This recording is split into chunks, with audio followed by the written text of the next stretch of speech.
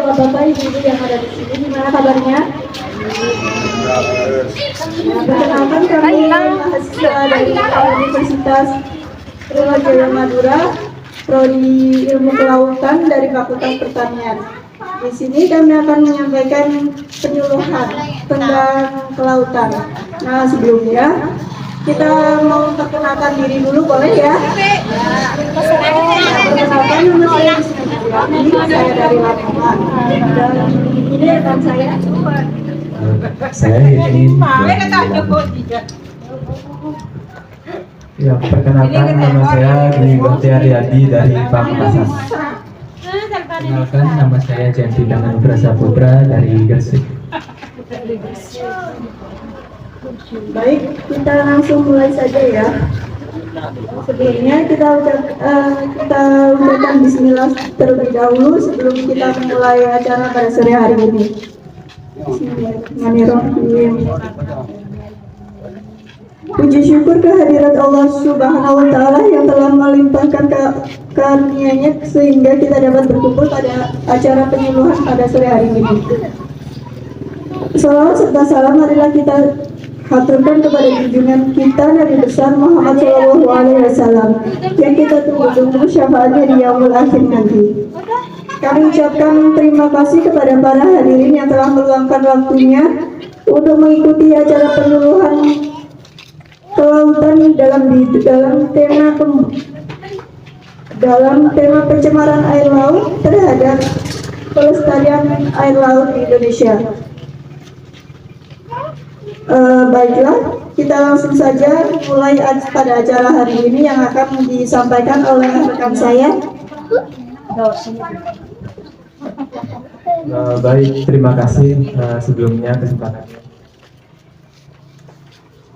Pencemaran laut di Indonesia. Menurut Jayana Jambek pada tahun 2015, Indonesia merupakan negara yang berada di peringkat kedua setelah Cina, di mana Indonesia merupakan negara penghasil sampah plastik terbesar di dunia yang mencapai 187,2 juta ton per tahun. Pemerintah atau masyarakat merupakan faktor utama yang menjadi penyebab timbulnya pencemaran air laut tersebut. Dampak pencemaran sampah air laut di Indonesia. Indonesia merupakan negara kepulauan di mana semua pulau dihubungkan oleh laut. Secara global, laut Indonesia tercemar oleh sampah plastik. Sekitar 60-80% air laut di Indonesia sudah tercemar. Sampah plastik yang berada di laut, sebagian sampah plastik dapat merusak ekosistem laut, rantai makanan, dan habitat maupun ekosistem yang ada di dalamnya. Bahaya sampah plastik di laut. Yang pertama, sampah plastik dapat merusak terumbu karang karena sampah plastik dapat menghambat tumbuh atau berkembang biaknya sampah plastik. Dua, sampah plastik yang menimbun di dasar laut dapat menahan air sehingga menyebabkan erosi di dalam air tersebut. Ketiga, hewan-hewan yang ada atau biota laut dapat memakan sampah plastik tersebut karena mereka mengira sampah plastik itu adalah makanan mereka. Selanjutnya akan disampaikan oleh teman saya. Baik, untuk upaya pemerintah dalam menanggulanginya yaitu pertama, Sustainable Development Goal, yaitu pembangunan berkelanjutan dalam lingkungan khususnya kelestarian laut. Yang kedua, 3R, yaitu Reuse, Reduce, dan Recycle. Laut adalah milik umum yang pengelolaan dan perlindungannya oleh pemerintah. Pencemaran air laut yang terjadi perlu untuk dikendalikan, karena dengan adanya pencemaran air laut dapat mengurangi pemanfaatan dari air laut sebagai kebutuhan utama dan satu faktor dalam pembangunan berkelanjutan. Pencemaran dikendalikan bersama-sama bukan hanya oleh pemerintah sebagai pemegang kekuasaan. Melakukan perlindungan lingkungan hidup dalam pembangunan berkelanjutan, namun masyarakat juga harus turut serta ikut mengendalikan pencemaran sampah dalam air laut. Karena pemerintah atau masyarakat merupakan faktor manusia yang dapat menimbulkan pencemaran air laut dengan beberapa faktor penyebab, salah satunya adalah sampah.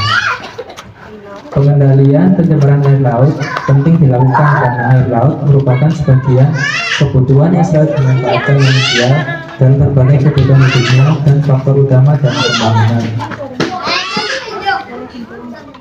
Kesimpulannya yaitu laut adalah salah satu dari 17 tujuan dari Sustainable Development Goal atau pembangunan berkelanjutan yang diukur dengan menyeimbangkan 3 dimensi pembangunan berkelanjutan yaitu lingkungan, sosial, dan ekonomi.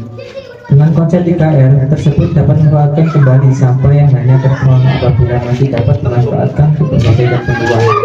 Kelestarian lingkungan khususnya ekosistem laut dan biota laut harus dijaga dan dilindungi karena sampah adalah tanggungan seluruh manusia dan harus diatasi bersama dalam rangka pembangunan berkelanjutan demi keberlanjutan ekosistem laut dan untuk keberlanjutan kehidupan di masa depan dan menjadi sumber penunjang kehidupan masyarakat Indonesia. Terima kasih, sekian.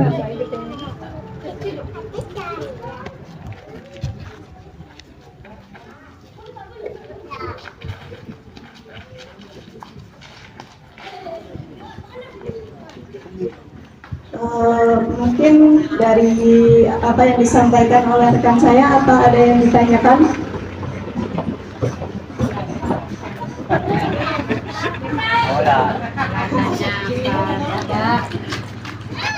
Atau sudah cukup?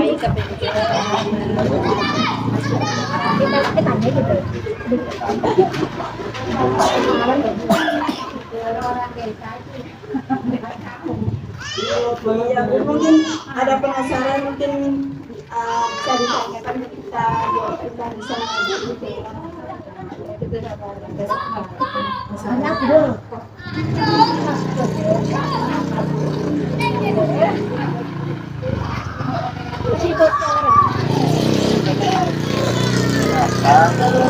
baik, kalau sudah cukup dan tidak ada yang ditanyakan, kami sampaikan terima kasih untuk waktunya para bapak-bapak dan ibu-ibu yang ada di sini.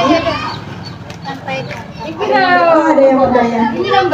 Ayo silakan. Kenapa kita harus menjaga kebersihan laut? Nah, gini ya Ibu, saya mau izin jawab.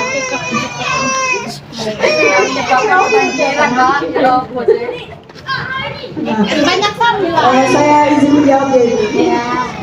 Jadi kenapa kita harus menjaga ekosistem laut?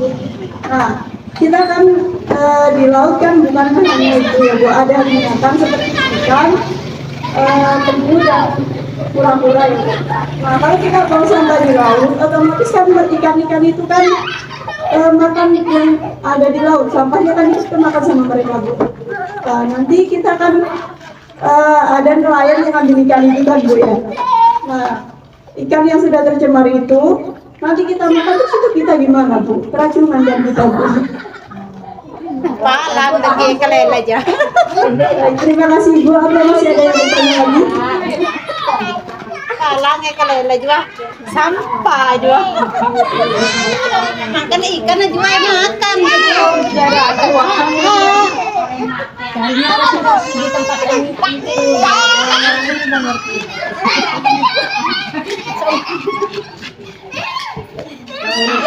Kalau sudah tidak ada pertanyaan lagi,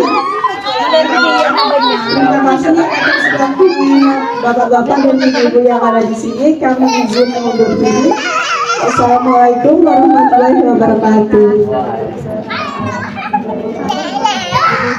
Silakan itu makanannya dimakan Bapak Ibu.